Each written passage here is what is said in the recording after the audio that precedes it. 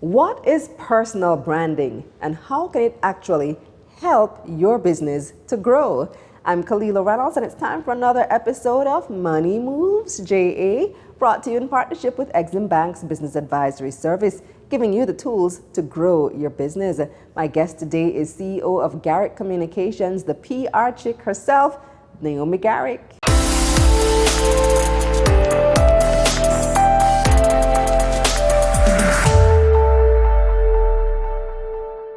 Welcome back, Naomi. Thank you, Kalila. We're going to be talking about your favorite thing. Personal branding. Personal branding. I spoke to you about this like 3 years ago. Yeah. Tell me what personal branding is. Could have been almost 4, actually. Pretty now much. I think about it. Yeah. So personal branding is actually a couple of different things, right? But what I would say first is that a lot of people still think that personal branding is something that's just reserved for like a celebrity or an influencer or a CEO or a top company executive. But the reality is that we all already have a personal brand because essentially it's just your reputation. The reason why personal branding has become so much more relevant is because now everybody has access to your brand by just doing a Google search. So no longer is personal branding just about who you are or what others think about you. So like Jeff Bezos says that personal branding is what people say about you when you're not in the room. But personal branding is also the thing that you want to be known for. What do you want people to think of when they think of you, if they see you, if they hear you, if they interact with you? And how do you want people to feel when they engage with your brand? But what's become even more important is personal branding is now what do people see when they search for you on Google, because a lot of people are making decisions about working with you, hiring you, engaging your services, doing collaborations, or just anything, just simply by what shows up or doesn't show up in a search result. So how does that relate to you as a business owner or as an executive in a business? Sure. So I think for business owners, CEOs, entrepreneurs, creators, creatives, it is so much more important now because people actually make business decisions based on the individual and not just the company. So there was a time where the CEO, you have company, you have brands that, you don't even know who's behind it. You just like the product and you support. But no, and I think the internet has played a role in this, is that we have so much access to information now, so it assists with our decision-making process. So we actually want to know the people and the faces behind the brands. We want to know that this is someone that believes in our values or our core values, or someone that I want to be a part of their community. You want to feel connection. And that's why even I think influencer marketing has expanded so much in the last couple of years, because these influencers, whether a micro influencer or a macro influencer or a celebrity, they have built communities where people like, know, and trust them. And that's why when they recommend a product or service, they want to support, they want to buy, they want to spread the word, right? Because they feel like they're part of something that's bigger than themselves. I get the question all the time for individuals who may not be extroverted, but they run a business, right? Should I be on social media? And my answer is definitely yes, because people want to feel a connection. And even with an introvert, someone may say, oh my God, I'm introverted too, and the CEO is as well, and they do all these things. This is so amazing. And so that is definitely very important for people to know the faces behind the companies. So I can definitely understand that for a CEO or for a business owner, but there is also a fear within companies that if you allow your employees to really just go for it with their personal brand and be out there, then they get too big and they eventually want to leave you and do their own thing. Well, I would think that if you're a company and you realize that there's a superstar within your brand that's giving not just exposure to themselves, because of association is also exposure for the brand, then I would want to see how best I can retain them to actually be a real brand advocate for our company. And I think that's where we're missing the mark in this area, because I have had conversations with individuals who don't want to position themselves on LinkedIn or don't want to position themselves on social media because they feel that their company may think that they're looking for a job or something. Exactly. But to me, Your employees are your biggest brand ambassadors. They are the first people that someone is going to go to if they hear something on the news or they hear about a new product or service.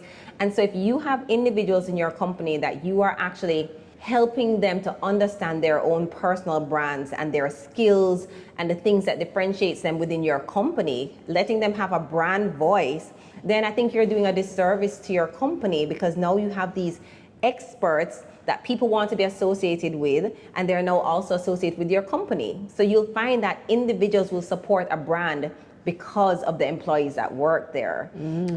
So they may not be familiar with a brand in particular, but guess what? I see Kalila talking about this all the time, and she always has some great advice. Maybe I should be investing my money in this company because Kalila says blah, blah, blah.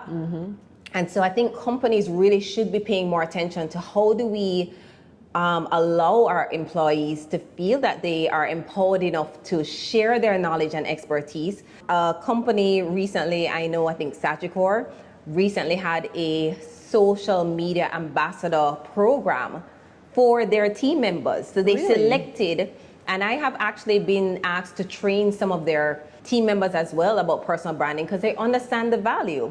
Especially in a business like insurance, you're all selling insurance, right? But because of your own experience and your own journey and your own skill sets, you may be better at selling a particular type of insurance this way. And this is how you get to differentiate yourself from everybody else. So when a company does something like a social media brand ambassador program where they're selecting like 15 people from across the country, or the company to represent that brand through their own personal brand, that can only bring value and attention to the company. And money. And money for sure. Absolutely. Brilliant. You're leaving money under the table when you don't support your individual brands. All right, so note, don't discourage, encourage. Encourage. All right, so how do I build my personal brand? So for me, I think it's taking three key steps. So it's clarity, value, and communication.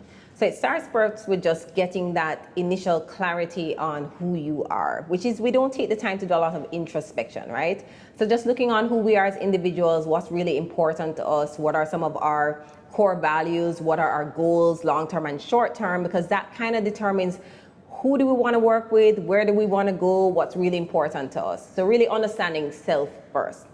I think after that, then you have to really look at what your value is. And I think that's where the money really resides with personal branding. Really understanding that even though you may have the same job title as someone else, because of your own education, your own experience, your own skill set, your own journey, you probably can do that same role, but differently or even better than someone with the same job title, because no one shares your exact experience. So it's then looking at all these different skill sets and seeing, okay, what actually makes me unique? What problems do I solve? And do I solve them differently or better than someone else? How do I differentiate myself or create a niche within my industry that allows me to stand out as an expert? And doing all the things that will support that. So whether it is going back to school, doing more programs, doing a special kind of internship, getting more work experience, reading books and listening to podcasts, but how can I consistently increase my value so I can now charge for my services accordingly, because I'm the only one doing this in a particular way. So you have to come to me, right? And then, so once you have that clarity and then you understand your own value, then it's how do you communicate this? That's when you have to start learning how to position, package, and promote this brand that you've created. And that's whether in person or online. But the thing is, online gives all of us this great opportunity that we've never had before to really amplify our brands through all these different platforms. I think there's a platform for everybody. Some platforms, you can use multiple platforms or you can stick with one. But it's about showing up, being consistent, and sharing that key message that you want to be remembered for. So you know that you're the go-to person for this particular thing. So it's utilizing all the things that are available, your own website, Instagram, YouTube, Facebook, LinkedIn, TikTok. We have the Reels Queen here, right? But using a platform that you're comfortable with, but then just making sure that you're actually showing up. Because when you're not showing up, people are going to select someone else, not because they're the best or they're the right fit, but they're available and they seem to be the person for the job because you're not on any of these platforms. Wow, powerful Yeah. stuff, Naomi. All right, so how can people reach you?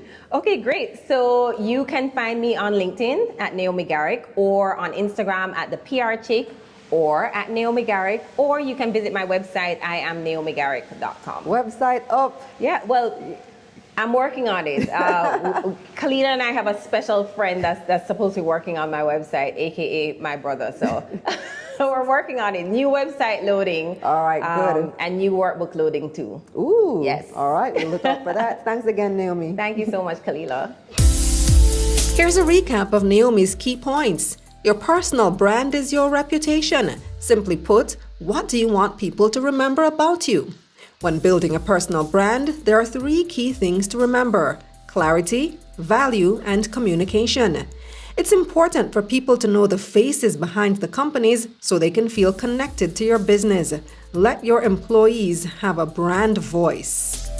That's it for this episode of Money Moves JA, brought to you in partnership with EXIM Bank's Business Advisory Service, giving you the tools to grow your business. Check out their website, eximbankja.com, and check out my website, KalilaReynolds.com, for a summary of this episode. Till next time.